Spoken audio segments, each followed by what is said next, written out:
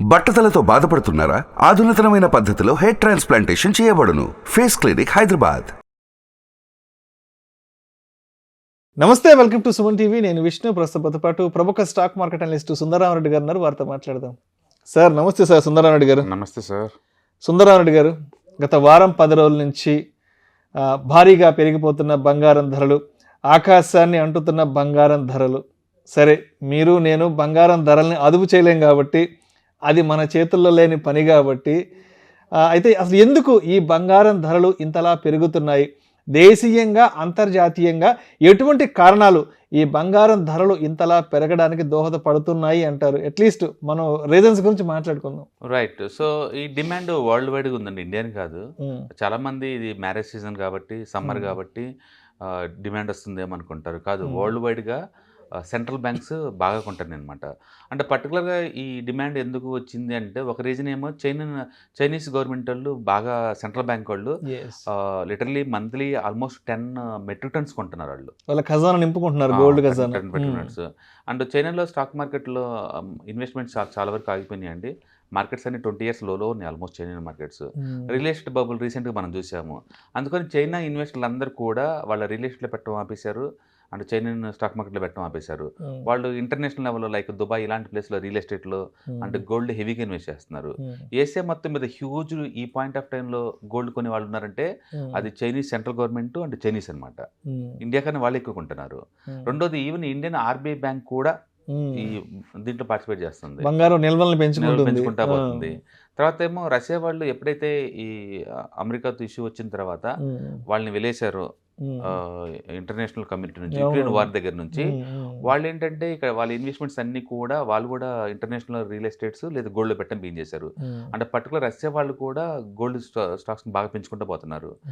దాని తోడు ఈ బ్రిక్స్ కంట్రీస్ అన్ని కలిపి ఒక ఆల్టర్నేటివ్ కరెన్సీని డెవలప్ చేసుకుంటున్నాయి. అదేంటంటే గోల్డ్ బ్యాక్డ్ కరెన్సీ అనమాట. అంటే గోల్డ్ పక్కన పెట్టి వాళ్ళు కరెన్సీ ప్రింట్ చేస్తారనమాట. అందుకని న్యాచురల్గానే గోల్డ్ స్టోరేజ్ ఎక్కువ అవసరం అవుతాయి. అట్లా బ్రిక్ కంట్రీస్ గోల్డ్ కొంటున్నాయి, చైనా వాళ్ళు కొంటున్నారు, రష్యా వాళ్ళు కొంటున్నారు, ఈవెన్ ఇండియన్ ట్రెడిషనల్గా ఉండే ఇండియన్ సెంట్రల్ బ్యాంక్స్ కూడా గోల్డ్ని కొంటున్నాయి. సో మిగతా టైంలోనేమో రిటైల్ కస్టమర్స్ వచ్చే డిమాండ్ కత్తా ఈసారి సెంట్రల్ గవర్నమెంట్స్ దగ్గర నుంచి వస్తుంది. దాంతో గోల్డ్ బీభత్సంగా పెరగడం స్టార్ట్ అయింది. అంటే టెక్నికల్గా చూస్తే కనుక 1970లో అమెరికన్ అధ్యక్షుడు నిక్సన్ ఆయన పాలసీ మార్పుల వల్ల గోల్డ్ పెరగడం స్టార్ట్ అయిందండి. అప్పుడు పెరగడం ఒక డెకేడ్లో 2100% పెరిగింది గోల్డ్. ప్రపంచంలో గోల్డ్ ఫస్ట్ పెరగడం స్టార్ట్ అయింది అప్పుడే 1971లో. తర్వాత మళ్ళీ గోల్డ్ స్లీపింగ్ మూడ్కి వెళ్ళిపోయింది 30 years. తర్వాత మళ్ళీ 2001 నుంచి గోల్డ్ పెరగడం స్టార్ట్ అయింది. మళ్ళీ ఒక డెకేడ్లో 900% పెరిగింది. మళ్ళీ 24లో మళ్ళీ gold all time high charts breakout అయినాయి. మళ్ళీ ఇప్పుడు పెరగడం మీనేందండి, నెక్స్ట్ ఒక డెకేడ్ ఖచ్చితంగా పెరుగుతుంది గోల్డ్. అంటే టెక్నికల్గా 1971 అప్పుడు ర్యాలీ 2100% మూవ్ అయింది. 2001 నుంచి ర్యాలీ 900% పెరిగింది. 2024 ర్యాలీ ఇప్పుడు బిగిన్ అయింది. ఇప్పటి నుంచి కూడా గోల్డ్ పెరిగే ఛాన్స్ ఎక్కువ ఉంది. బట్ ఎంత పెరిగినా సరే అది ఒక నిఫ్టీ, ఒక సెన్సెక్స్ ఎంత ఇస్తాయో అంతిస్తాయి అంతే. అందుకని మనం పెరుగుతున్నాయి కదా అని చెప్పేసి హెవీగా ఇన్వెస్ట్ చేయాల్సినంత అవసరం కూడా లేదు. ట్రెడిషనల్గా ఏంటంటే గోల్డ్ ఒక 10 to 12% దాకా వచ్చింది. ఎగ్జాక్ట్ నిఫ్టీ సెన్సెక్స్ ఎలా వస్తే అలా ఇస్తుంది. ఇప్పుడు హిస్టారికల్ డేటా మనం చూసాం అనుకోండి, 2010లో అప్పట్లో గోల్డ్ ప్రైస్ వచ్చేకల్లా 18,500 ఉంది, అండ్ సెన్సెక్స్ కూడా 20,000 ఉంది ఆ టైంలో. తర్వాత 2015లో గోల్డ్ ప్రైస్ 26,000 ఉంది, అండ్ సెన్సెక్స్ కూడా 26,000 ఉంది. తర్వాత 2020లో గోల్డ్ 49,000 అయింది, అండ్ సెన్సెక్స్ కూడా 47,000 ఉంది. అండ్ 24లో గోల్డ్ 75,000కి వచ్చింది, అండ్ సెన్సెక్స్ కూడా 75,000 దగ్గర ఉంది. సార్ నిజంగా అంటే ఆలోచించలేదు, కానీ ఇప్పుడు మీరు లెక్కలన్నీ చెప్తుంటే అంటే గోల్డ్ మార్కెట్ ఎంత ఉందో సెన్సెక్స్ కూడా సేమ్ ఈక్వలెంట్ గా అంతే ఉంది, ప్యారల్గా పోతుంది. అందుకని సెన్సెక్స్ నుంచి రిటర్న్స్ ఎంత అంటే 12 to 13% ఎక్స్పెక్ట్ చేయొచ్చు. అందుకని షార్ట్ టర్మ్ పాయింట్ ఆఫ్లో గోల్డ్ హ్యూజ్ డిమాండ్ ఉంది కాబట్టి బాగా పెరుగుతున్నట్టు కనిపించింది, కానీ బట్ లాంగ్ టర్మ్ పాయింట్ ఆఫ్లో ఎగ్జాక్ట్లీ సెన్సెక్స్ నిఫ్టీ ఎంత పెరిగిద్దో మీకు అంత ఇస్తూ ఉంటుంది అనమాట. అందుకని ఇక ఎక్స్పెక్ట్ 12 to 13% గోల్డ్. సరే ఈసారి పిక్గా పెరిగింది, బట్ ఏదైనా సరే గోల్డ్ ఇప్పుడు ఎవరు షార్ట్ కొట్టే అంత లేదు, అది చాలా హెవీగా all time high charts breakout అయింది. అన్ని కరెన్సీల్లో గోల్డ్ చార్ట్స్ బ్రేక్అవుట్ అయినాయి. అందుకని 2024లో గోల్డ్ బాగా మూవ్ అయ్యే ఛాన్స్ ఉంది. నెక్స్ట్ ఒక డెకేడ్లో యావరేజ్ మీద గోల్డ్ 10 to 12% పెరిగే ఛాన్స్ ఎక్కువ ఉంది. ఎందుకంటే 13 years కన్సాలిడేషన్ బ్రేక్అవుట్ అది. అది ఊరికి పోదు. సో అయితే ఇప్పుడు గోల్డ్లో ఇన్వెస్ట్ చేద్దాం అనుకున్న వాళ్ళకి ఈ ఫిజికల్ గోల్డ్ ఒక్కటే కాకుండా వేరే ఇతర ప్రత్యామ్నాయ మార్గాలు ఏమున్నాయంటారు? ఫిజికల్ గోల్డ్ కాకుండా వేరే ఇతర ఇన్వెస్ట్మెంట్ సాధనాలు. యాక్చువల్ గోల్డ్ ఇన్వెస్ట్ చేయాలంటే ఫిజికల్ గా ఇన్వెస్ట్ చేయడం అనేది అన్నిటికన్నా వరస్ట్ ఫార్మేట్ అండి. గోల్డ్ ఇన్వెస్ట్ చేద్దాం అనుకుంటే కనుక better to avoid the physical gold అనమాట. ఎందుకంటే దొంగతనం భయం ఉంటుంది, ఆర్నమెంట్ మేకింగ్ ఛార్జెస్ ఉంటాయి, కూలీ తరుగు మజూరీలు ఉంటాయి, అండ్ గోల్డ్ ప్యూరిటీ మీద కూడా డౌట్ఫుల్, అది ఇవన్నీ ఉంటాయి. అందుకని సొసైటీలో స్టేటస్ కోసం చేయించుకోవటంలో అర్థం ఉంది కానీ ఆర్నమెంట్స్ ఇన్వెస్ట్మెంట్ పర్పస్ మీద ఆర్నమెంట్ వేస్ట్. దాంతో పోల్చుకుంటే సోవరింగ్ గోల్డ్ బాండ్స్ మనం ఎప్పటి నుంచి చెప్తున్నాం కదా, అవి బెటర్ అనమాట. ఎందుకంటే 2.5% ఎక్స్ట్రా వస్తుంది ఫ్రీగా వడ్డీ ఎవ్రీ ఇయర్. ప్లస్ వచ్చే డబ్బుల మీద ఇన్కమ్ ట్యాక్స్ లేదు. 8 years తర్వాత మెచ్యూర్ అవుతాయి కదా, వాటి మీద ట్యాక్స్లు ఉండవు. అందుకని సెకండరీ మార్కెట్లో మీకు ఎప్పుడు కావాలంటే అప్పుడు కొనుక్కోవచ్చు. గవర్నమెంట్ వాళ్ళు రిలీజ్ చేసే అంత దాకా వెయిట్ చేయాల్సిన అవసరం లేదు. గవర్నమెంట్ వాళ్ళు yearly 4 to 5 times government of India తరఫున ఆర్బీఐ లాంచ్ చేస్తూ ఉంటారు. Sovereign gold bond series 1, series 2, series 3 ఇలా రిలీజ్ చేస్తూ ఉంటారు. అవన్నీ ఏంటంటే మెచ్యూరిటీ ఇయర్స్ పెడతాయి అనమాట. ఇప్పుడు సపోజ్ 2030లో మెచ్యూరిటీ అవుతుంది అనుకోండి, sovereign gold bond December 2030 series number 1, series number 2 అట్లా ఇయర్లీ 4-5 times లాంచ్ చేస్తారు. ఓకే, ఆ టైంలో మార్కెట్లో ఉన్న గోల్డ్ ప్రైస్ 1 గ్రామ్ గోల్డ్ ఎంత రేట్ ఉందో అంత రేటుతో వీటిని లాంచ్ చేస్తారనమాట. బట్ వాటితో కొనే బదులు సెకండరీ మార్కెట్లో ఎన్ఎస్లు ట్రేడ్ అవుతూ ఉంటాయి. మీరు కనుక NSE.India.comలోకి వెళ్ళేసి మార్కెట్ డేటా, అక్కడ ఈక్విటీ SME మార్కెట్లోకి వెళ్ళేసి సోవరింగ్ గోల్డ్ బాండ్ మీరు క్లిక్ చేసాం అనుకోండి, ఇప్పుడు దాకా గవర్నమెంట్ ఇండియా వాళ్ళు ఎన్ని లాంచ్ చేశారు అవన్నీ అక్కడ ట్రేడ్ అవుతూ ఉంటాయి. మొన్న లాస్ట్ ఇయర్ నవంబర్లో SJB ఫస్ట్ బ్యాచ్ మెచ్యూరిటీ వచ్చింది 2023 నవంబర్ మంత్ ఎండ్కి వచ్చింది. అవునవును. ఓకే, కాబట్టి సెకండరీ మార్కెట్లో ఎప్పుడు కావాలంటే అప్పుడు తీసుకోవచ్చు స్టాక్స్ లాగానే.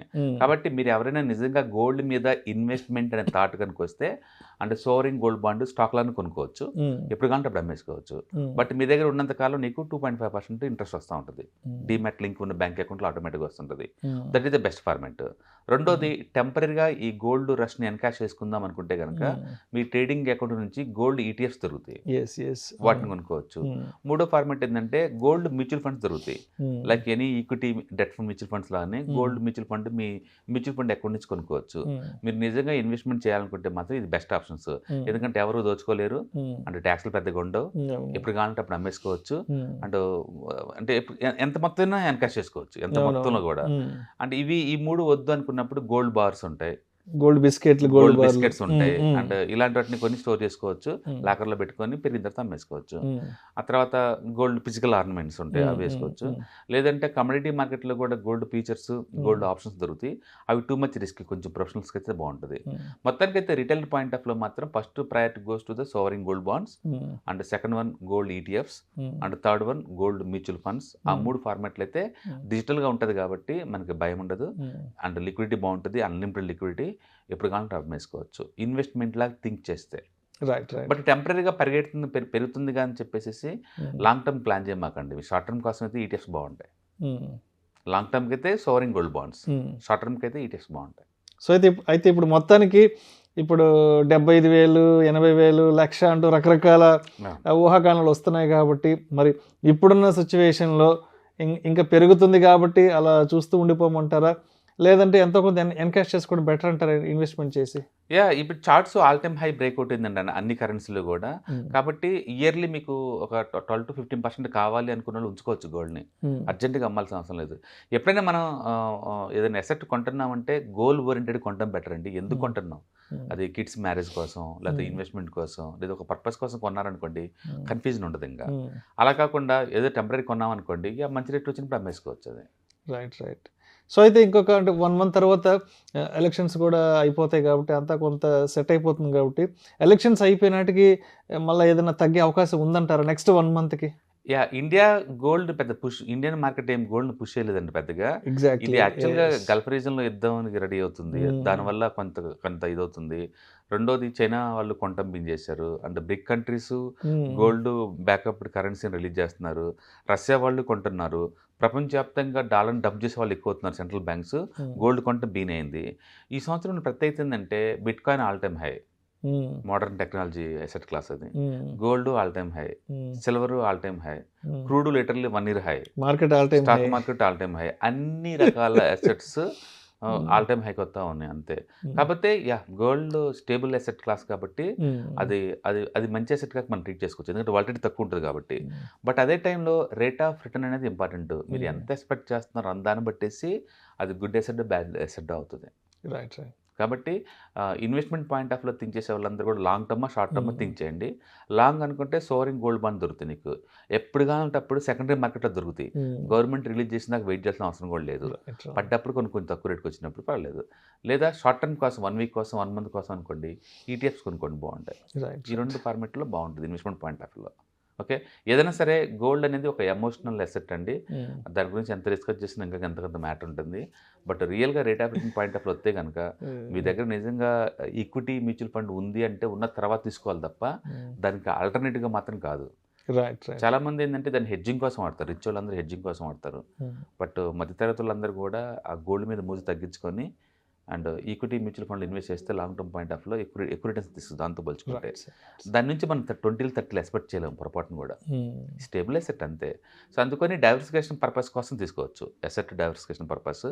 అండ్ రెండోది అండ్ లాంగ్ టర్మ్కి ఏదన్నా ఇంట్లో గాల్ సేల్ ఉంది వాళ్ళ కోసం కావాలనుకుంటే సోరింగ్ గోల్డ్ బాండ్ టైప్లో తీసుకోవచ్చు. బట్ ఫిజికల్ గోల్డ్ అనేది అంత వర్త్గానే కాదు investment point of view. Right, thank you so much Sundara Reddy గారు. బంగారం ధరలు పెరగడానికి దేశీయంగా అంతర్జాతీయంగా ఎటువంటి కారణాలు తోడ్పడుతున్నాయి, అదేవిధంగా గోల్డ్లో ఇన్వెస్ట్ చేయడానికి గోల్డ్ ఆర్నమెంట్సే కాకుండా మరి వేరే ఇతర ప్రత్యామ్నాయ మార్గాలు ఏమున్నాయనే అంశం గురించి మన ప్రేక్షకులకు మీ విశ్లేషణ ద్వారా చాలా చక్కగా తెలియజేశారు. Thank you so much sir. Thank you sir. Suman టీవీలో మీ పర్సనల్ అండ్ బిజినెస్ ప్రమోషన్స్ కోసం కింది నెంబర్కి కాంటాక్ట్ చేయండి.